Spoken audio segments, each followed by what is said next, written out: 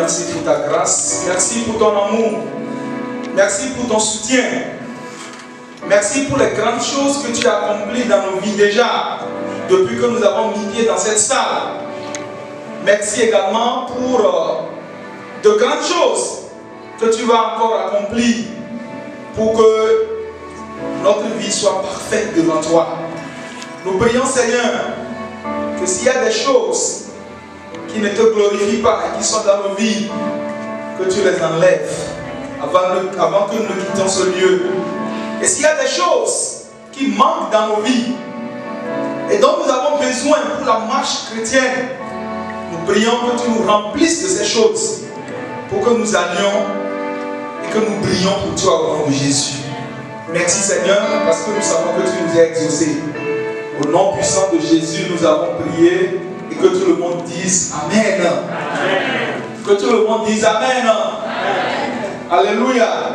Nous bénissons le Seigneur pour ce privilège que nous avons encore d'être à ses pieds pour être enseignés, pour recevoir de lui. Le jeudi passé, nous avions étudié une chose très importante et nous avions dit qu'aujourd'hui, nous allons parler de la suite, parce que c'était l'introduction. On va parler de notre identité en Christ. Mais par la grâce de Dieu, c'est pas ce qu'on va faire. Dites Amen à cela. Amen. Parce que par la grâce de Dieu, Dieu a décidé que nous puissions parler d'une autre chose et que nous mettions notre identité en Christ à une autre fois. Amen. Amen. Et c'est de cela que nous allons parler. Nous allons lire Galates, chapitre 5. Galates, chapitre 5, le verset 22. Je sais que vous connaissez bien ce passage parce que nous étudions la Bible. Galates, chapitre 5, verset 22. La Bible dit, mais le fruit de l'esprit, c'est l'amour, la joie, la paix, la patience, la bonté, la bénignité, la fidélité, la douceur, la tempérance. Amen. Et la Bible dit dans le verset 23 que la loi n'est pas contre ces choses. Ma prière à Dieu, c'est que chacun, il y a 9 éléments qui sont mentionnés dans le verset 22, que chaque jour, que chacun examine sa vie et demande à Dieu de l'aider à manifester ces éléments du fruit de l'esprit. Parce que c'est ça qui fait de nous de chrétiens à l'image de Christ. Ce que je voudrais vous dire d'abord, c'est de comprendre que toute votre foi dépend de la compréhension que vous avez de Dieu. Toute votre foi dépend de la compréhension que vous avez de Dieu. Votre comportement, votre attitude, votre réflexion, votre habillement, tout cela sera à l'image de la compréhension que vous avez de Dieu. Et c'est la raison pour laquelle la Bible dit que vous connaîtrez la vérité et la vérité vous rendra libre. Et c'est pour cette raison que chaque jour que nous avons l'opportunité d'aller apprendre de Dieu, nous ne ratons pas cette opportunité parce que c'est cela qui va gouverner notre marche avec Christ. Et nous comprenons également que quand nous parlons de la vie chrétienne, ce ne sont pas des efforts que nous fournissons qui font de nous ce que nous sommes dans le royaume. Mais c'est selon ce que l'Esprit de l'Éternel fait dans notre vie. Avec les efforts personnels, nous allons toujours échouer. Mais lorsque nous dépendons de la grâce de Dieu, c'est la grâce de Dieu qui œuvre en nous, qui crée en nous ce que nos propres efforts ne peuvent pas faire. Et ce midi, ou bien cet après-midi, nous allons parler d'un élément de ce fruit de l'esprit que le Seigneur a mis sur mon cœur, que moi-même sur lequel je travaille beaucoup ces derniers jours. C'est la raison pour laquelle il a voulu partager ça avec nous. Et c'est l'élément numéro 4 qui est mentionné ici. Numéro 1, nous avons l'amour, la joie, la paix. Et le numéro 4, nous avons quoi? La patience. Que tout le monde dise patience. On a plusieurs fois entendu parler de ce mot. Et quand même on va finir de prier, quand les gens vont prier, Dieu vont dire, Seigneur, je veux que tu me donnes la patience et je veux que tu me donnes ça maintenant. Vous avez compris, non? Déjà, ça montre qu'ils ne sont pas encore patients. Parce qu'ils veulent la patience, mais ils veulent ça en même temps. Alléluia. Nous sommes en train de vivre dans un monde où la patience souffre. Pourquoi? Parce que les choses sont tellement rapides aujourd'hui. Tellement rapides. Quand vous avez votre téléphone et que vous voulez appuyer quelque chose et que ça traîne un peu, vous êtes énervé, vous appuyez vite. Quand vous avez votre ordinateur et que vous cliquez et que la page ne s'ouvre pas, vous dites que ça c'est trop lent. Quand vous allez dans les coins, on parle de fast food. Tout est rapide. Tout est comment? Rapide. Et ça fait que nous voulons les choses très rapidement. Et parce que nous voulons les choses très rapidement, lorsque les choses ne viennent pas rapidement comme ça, nous prenons une autre attitude qui n'est pas forcément ce que Dieu veut. Et ma prière à Dieu, c'est que Dieu travaille sur chacun de nous pour que notre niveau de patience puisse augmenter.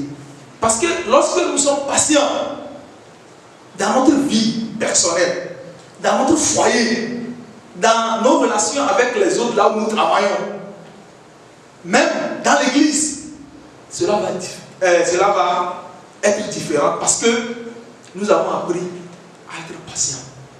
Et nous allons voir un cas aujourd'hui. Un cas, c'est ce qu'on appelle l'étude de cas. Nous allons nous servir de l'exemple de Saül pour montrer comment il a été impatient.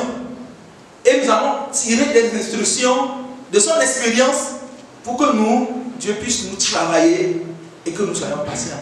Si tu n'es pas patient, tu ne peux pas recevoir ce que Dieu a préparé pour toi.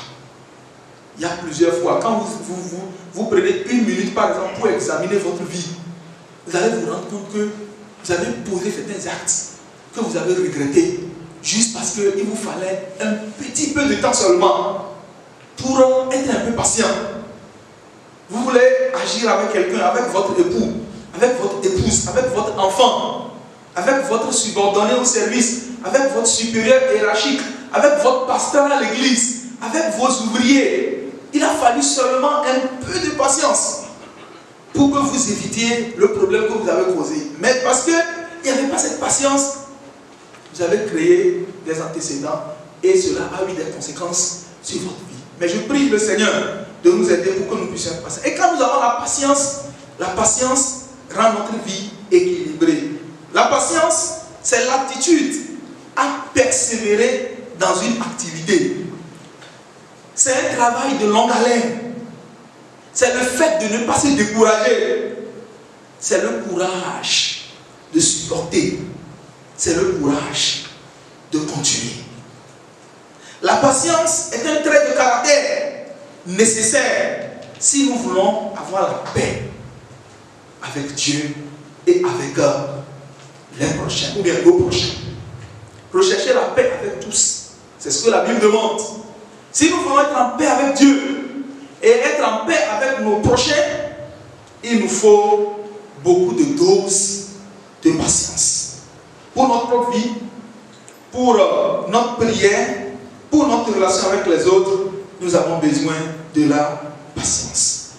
Et cette patience, Dieu va augmenter la dose dans nos vies au nom de Jésus. Nous allons voir le cas de Saül, comme je l'avais dit, dans 1 Samuel chapitre 13. Mais avant cela, si nous lisons 1 Samuel chapitre 9, vous allez vous rendre compte que Saül était vraiment quelqu'un qui était spécial aux yeux de Dieu. Quand vous voyez par exemple 1 Samuel chapitre 9, le verset 2 par exemple, le verset 2, il y avait un fils du nom de Saül, jeune et beau, plus beau qu'aucun enfants d'Israël et les dépassant tous de la tête. Vous avez compris, non? La Bible dit que Saül était plus beau que tous les enfants d'Israël. Par exemple, quand on prend le Togo, par exemple, il est plus beau que tout le monde de Togo. Et la Bible dit qu'il dépasse tous de la tête. Et quand vous allez lire le passage, toujours dans ce texte, vous allez vous rendre compte qu'il avait eu des relations, des discussions avec le prophète Samuel. Et quand vous voyez dans le verset 21, la Bible dit, Saül répondit, ne suis-je pas benjamite, de l'une des plus petites tribus d'Israël, et ma famille n'est-elle pas la moindre de toutes les familles de la tribu de Benjamin? Pourquoi donc me parles-tu de la sorte? Il était humble en réalité. Il a pensé qu'il n'avait pas assez de valeur. Et également, il a pensé qu'il devait dépendre de Dieu parce qu'il n'était pratiquement personne. Mais finalement, avec la grâce de Dieu, il est devenu roi. Le premier roi d'Israël. Et quand vous lisez le verset, chapitre 13 maintenant, le verset 5, la Bible dit que les Philistins s'assemblèrent pour combattre Israël. Ils avaient 1000 chars et 6000 cavaliers. Et ce peuple était innombrable comme le sable qui est sur le bord de la mer. Ils vinrent camper à Michmash, à l'orient de Beth-Aven. Les hommes d'Israël se virent à l'extrémité, car ils étaient serrés de près, et ils se cachèrent dans les cavernes, dans les buissons, dans les rochers, dans les tours et dans les citernes. Verset 7. Il y eut aussi des Hébreux qui passèrent le Jourdain pour aller du pays de Gad et de Galate. Saül était encore à Gilgal. Et tout le peuple qui se trouvait auprès de lui tremblait. Il y avait la peur qui avait gagné le cœur des gens parce que les Philistins étaient là avec une grande armée, des chars qui voulaient les détruire. Le verset 8, il attendit 7 jours selon le terme fixé par Samuel. Samuel lui a dit, je vais venir. Et il a attendu. Il a attendu. Il a attendu. Samuel ne venait pas. Il attendait toujours. Samuel ne venait pas. Et la Bible dit, selon le terme fixé par Samuel. Mais Samuel n'arrivait pas à Gilgal. Et le peuple se dispersait loin de Saül. Verset 9. Alors Saül dit, amenez-moi l'holocauste et les sacrifices d'action de grâce. Il savait que ce n'était pas lui qui devait offrir le sacrifice. C'est la raison pour laquelle il attendait que Samuel vienne. Il savait qu'en tant que roi, ce n'était pas sa responsabilité de faire le sacrifice. Il attendait le sacrificateur Samuel qui ne venait pas. Et après, parce que le peuple tremblait, numéro 1, numéro 2, le peuple se dispersait, il a demandé qu'on lui apporte le sacrifice. Et la suite du verset dit, et il offrit l'holocauste. Verset 10, comme il achevait d'offrir l'holocauste, voici Samuel arriva et Saül sortit au-devant de lui pour le saluer. Samuel dit, qu'as-tu fait? Saül répondit, lorsque j'ai vu que le peuple se dispersait loin de moi, que tu n'arrivais pas au terme fixé et que les Philistins étaient assemblés à Michmash, je me suis dit, les Philistins vont descendre contre moi à Gilgal et je n'ai pas imploré l'Éternel. Vous avez compris? Il dit qu'il n'a pas imploré l'Éternel. C'est alors que je me suis fait violence. C'est alors que j'ai pensé que je pouvais faire l'office de sacrificateur, même lorsque je ne suis pas sacrificateur. Je me suis fait violence pour essayer d'aider Dieu à accomplir son plan.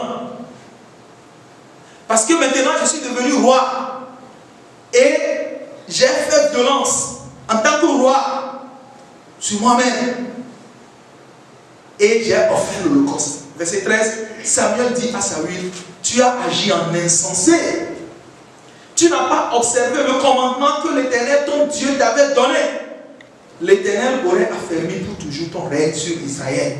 Et maintenant, ton règne ne durera point.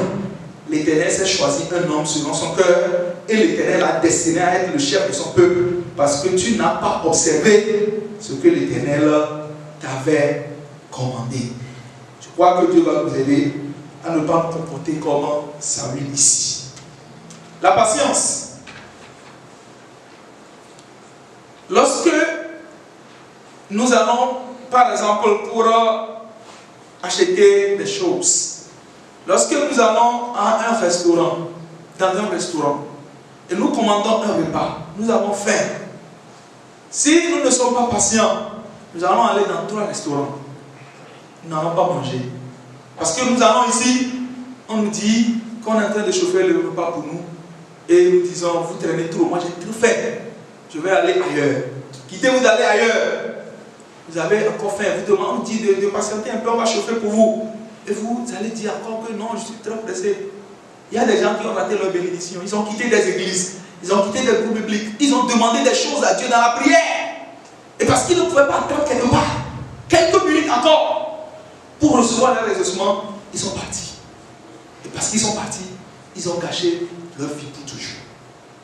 Que Dieu nous donne la grâce d'exercer la patience. Et parce que c'est un élément du fruit de l'esprit.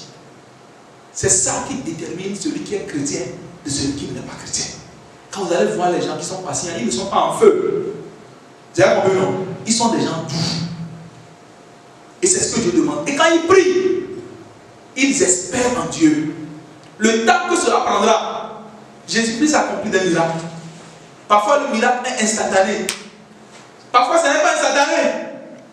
Ça prend du temps. Alléluia. Et c'est seulement lorsque tu es patient que tu peux accepter que ton miracle n'est pas lui en même temps.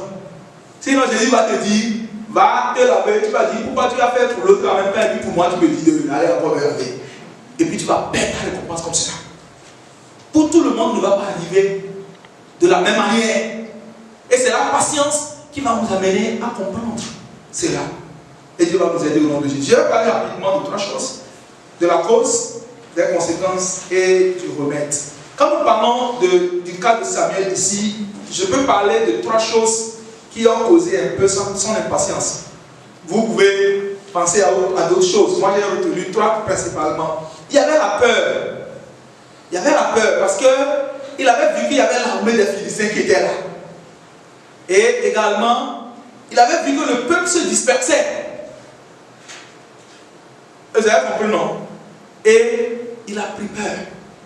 Quand nous avons peur des hommes, quand nous avons peur d'échouer, quand nous avons peur de mourir, quand nous avons peur de faire des accidents, quand nous avons peur des choses, cette peur peut nous amener à être impatients parce que c'est la peur qui nous gouverne. Nous allons devenir pessimistes.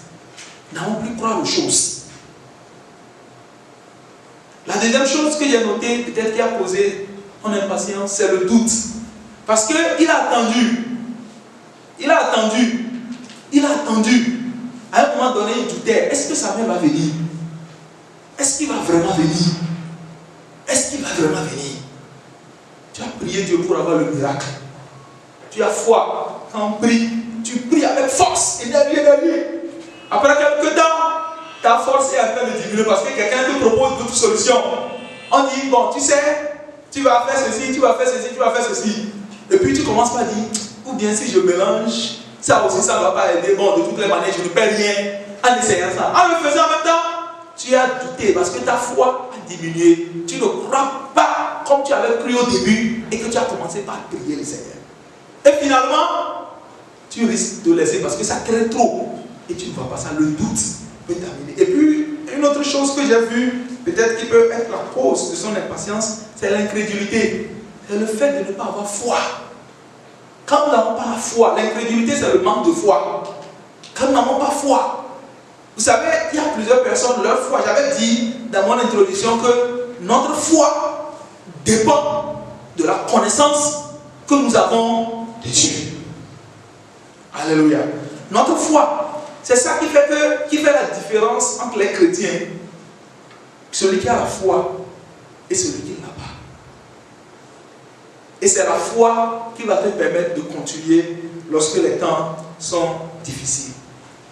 Quand nous parlons des conséquences de l'impatience, vous allez comprendre que lorsque quelqu'un est impatient, il y a beaucoup de choses qui se passent dans sa vie. Parmi ces choses, il y a la frustration. La personne est frustrée. La personne est soucieuse. La personne est irritée. La personne est nerveuse. Nerveuse. Hein? C'est comme tu veux faire un travail. Tu veux rendre un rapport à ton supérieur. Et puis ton ordinateur est planté. Qu'est-ce que tu fais? C'est comme si tu vas casser ça. Faut comprendre là. Parce que la chose ne vient pas comme tu veux. Tu as parlé à ton enfant. Et ton enfant fait ce que tu lui dis de ne pas faire. Il te faut beaucoup de doses de patience pour ne pas casser sa tête. C'est un peu là. Alléluia. Ton mari, ta femme, fait ce que tu ne veux pas qu'il fasse. Il te faut beaucoup de patience pour ne pas dire des choses que tu vas regretter après. Il y a des gens qui lèvent la main sur leur époux juste parce qu'ils n'ont pas la dose de patience qu'il faut. Que Dieu nous donne la grâce. Parce que quand la personne est impatiente, la personne est toujours de mauvaise humeur. De mauvaise humeur.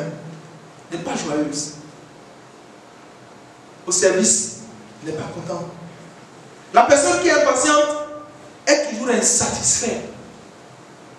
La personne est toujours en colère. Et la personne perd le contrôle de lui-même. Il n'arrive pas à se contrôler. Il n'arrive pas à se contrôler.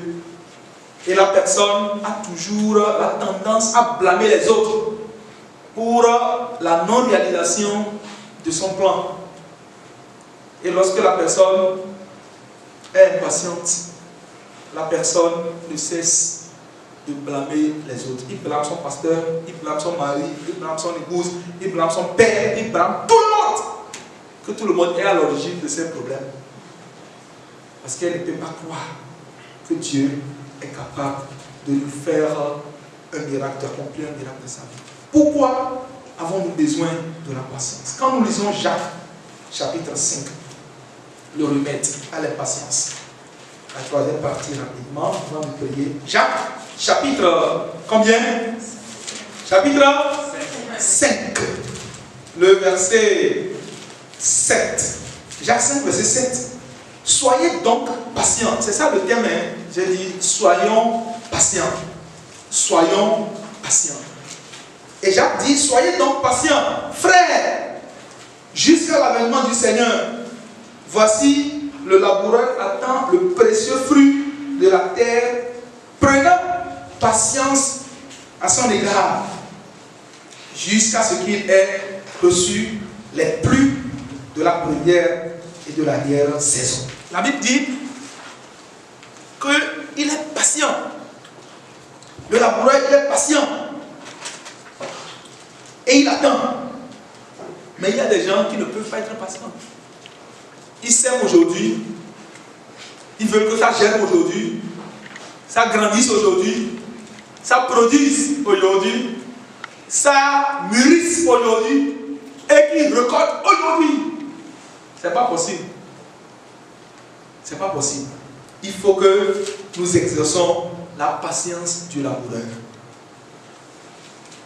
Et c'est ce que la Bible nous demande. Quand nous avons la patience, il y a plusieurs choses qui se passent dans notre vie. Et c'est en cela que nous devons vraiment dépendre de Dieu. Et nous allons prier pour cela. Parce que la patience, numéro 1, c'est un acte d'humilité. La patience, numéro 2, c'est un acte de service. La patience, numéro 3, c'est un acte de foi. D'humilité, pourquoi? Parce que quand tu es patient, tu peux accepter tes torts et changer. Tu peux accepter des corrections. Tu peux accepter qu'on te dise que tu n'as pas bien fait. lorsque tu n'es pas patient, tu ne peux pas accepter ça. C'est un acte de service. Pourquoi? Parce que lorsque tu es patient, tu peux servir les autres. Tu peux servir les autres. Tu peux être au service des autres. Parfois même, tu n'as pas encore eu pour toi. Mais tu te laisses servir les autres. Tu sers tes enfants, tu sers ton époux, tu sers ta famille, tu sers tout le monde parce que tu as la patience en toi. C'est un acte de foi. C'est un acte de foi. Et lorsque nous avons la patience, cela se traduit dans la manière dont nous adressons nos requêtes à Dieu. Et cela se traduit dans la manière dont nous pouvons être persévérants en attendant la réponse. Et c'est ce qu'il nous faut aujourd'hui. Le monde dans lequel nous sommes est en train d'être le contraire de ce que la Bible nous demande. À l'école, on veut qu'on fasse beaucoup de choses. Mais quand on vient dans la maison de Dieu, on ne veut pas faire beaucoup de choses. Quand tu veux prêcher, par exemple, un sermon de 1 heure, les gens trouvent que c'est trop. Mais à l'école, on va faire beaucoup de choses. Parce qu'on pense qu'avec Dieu, on ne doit pas faire beaucoup de choses. On ne doit pas attendre beaucoup. On ne doit pas faire beaucoup d'efforts. Dieu doit nous donner les choses rapidement. Mais dans le monde, on peut faire beaucoup d'efforts. Ce n'est pas comme cela. Mais lorsque nous avons la patience, dans notre prière, dans nos relations, cela aura un effet. Quand vous voyez la Bible, tous ceux qui ont fait des expériences avec Dieu, commençant par Abraham, en venant à Anne, en venant à Moïse, en venant à toutes ces personnes, quand vous lisez Hébreux chapitre 11, vous allez comprendre que ce sont des gens qui ont été patients, attendant. La Bible dit que Abraham faisait quoi? Il espérait contre toute espérance. Il avait la patience devant Dieu. Il savait que ça allait venir. Genre, plusieurs personnes ont reçu le miracle parce qu'ils avaient cette capacité de pouvoir attendre. Nous sommes en train de venir ici. Tu cherches quelque chose, tu n'as pas encore reçu. Si tu n'as pas la bonne dose de patience, un jour, tu vas quitter. Mais tu ne vas pas quitter au nom de Jésus. Parce que l'apôtre Pierre a dit, à qui irions-nous? Si nous quittons, nous allons aller à qui? Qu'est-ce que nous pouvons avoir en dehors de Christ? Que Dieu nous donne la grâce pour que nous restions et que nous fassions l'expérience de ces patriarches. La patience est très importante pour nous quand nous évangélisons. Tu évangélises quelqu'un, tu invites quelqu'un pour venir ici, la personne ne vient pas. Si tu n'es pas patiente, parce que tu veux que le même jour que tu l'invites, il vienne, tu vas être fatigué, tu vas dire, qu'est-ce qu'il veut me montrer? Est-ce qu'il pense que lui, moi j'ai son temps, et finalement tu abandonnes? Mais quand tu es patient, tu continues par lui parler, tu continues par lui envoyer des versets bibliques, tu continues par prier pour lui, tu continues par l'exhorter, tu continues, jusqu'à ce que Dieu ne lui fasse grâce. C'est la patience qui te permet de continuer par évangéliser. C'est la patience qui te permet de continuer par prier. C'est la patience qui te permet de continuer par tolérer les fautes et les erreurs des autres personnes. Sans la patience, nous ne pouvons pas. Et je prie Dieu. Nous allons faire jeûne et prière le jeudi prochain. C'est ça, on nous a annoncé ça. Je prie que Dieu nous donne la grâce pour que nous soyons patients dans nos prières. Et c'est ça qui va produire le miracle. Rappelez-vous de Élie. Quand il devait prier, vous savez comment il a prié? Alléluia. Alléluia. Nous devons être patients. Parfois, nous ne voyons pas le signe venir rapidement. Mais nous devons être patients. Dieu va nous aider au nom de Jésus. Nous allons prier le Seigneur. Tu vas demander au Seigneur une chose aujourd'hui. Tu vas dire au Seigneur, Seigneur, je sais que j'ai plusieurs fois demandé que tu me donnes le fruit de l'esprit. Mais ce midi, je ne demande pas beaucoup de choses. Je demande seulement que tu me donnes la patience. envers mes enfants à la maison, envers mon épouse, envers mon époux, envers mes collègues, envers mon pasteur, envers les membres de mon église, envers les voisins dans le quartier, envers les frères, les sœurs. Seigneur, donne-moi la grâce. Donne-moi la grâce à avoir cette patience. Je vous avais dit que ce n'est pas tes propres efforts, mais c'est la grâce de Dieu. C'est l'Esprit de l'Éternel qui va le faire en toi. Il faut imaginer beaucoup de dégâts que tu as eu à faire, juste parce que tu as été impatient. Il faut regarder ce que tu as eu à rater. Regardez ce qui est arrivé à Saül. Saül a perdu la royauté. Il a perdu. Juste parce qu'il fallait attendre. La Bible dit qu'au moment où il avait fini d'offrir le sacrifice, en même temps, Samuel est arrivé. Prie le Seigneur, dis Seigneur, je demande que tu me pardonnes mon impatience. Pardonne-moi mon impatience. C'est ton impatience qui t'a amené même parfois à maudire Dieu dans ta pensée, même si tu ne le dis pas. Parce que tu te dis que Dieu n'est pas fidèle. Tu penses qu'il est fidèle, mais dans ta pensée, tu sais tu te dis qu'il n'est pas fidèle parce que la chose que tu cherches ne vient pas. Tu vas dire, Seigneur, pardonne-moi mon incrédulité. Pardonne-moi mon impatience. Pardonne-moi, Seigneur, mon impatience. Au nom de Jésus. Et donne-moi la grâce, Seigneur, à exercer la patience. Donne-moi la grâce, Seigneur. Je veux que ton esprit, c'est un fruit de l'esprit. C'est l'esprit seul qui peut faire ça en toi. C'est l'esprit de Dieu qui peut faire avec ça avec toi. Quel que soit le nombre d'années que tu as passé dans l'église, si l'esprit de l'Éternel te transforme ton cœur pour te donner cet élément, tu vas faire des efforts, tu ne peux rien avoir. Mais que Dieu te donne la grâce. Que Dieu te donne la grâce. Que Dieu me donne la grâce. Que Dieu me donne la grâce. Il en sera ici pour nous. Au nom de Jésus. Seigneur, merci pour ce temps que nous venons de passer devant toi. Nous demandons que tu aides chacun.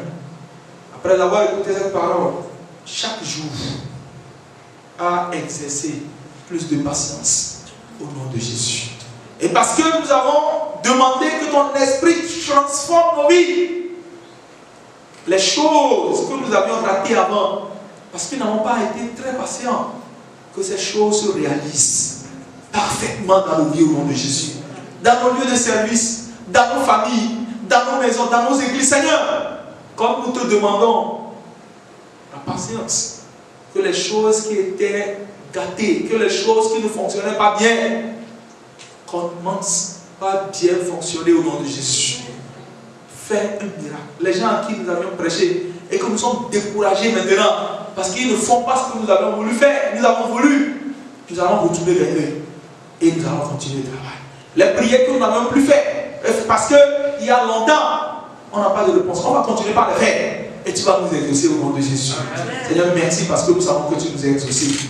Au nom de Jésus, nous avons prié. Que tout le monde dise Amen. Amen. Que Dieu vous bénisse. Amen.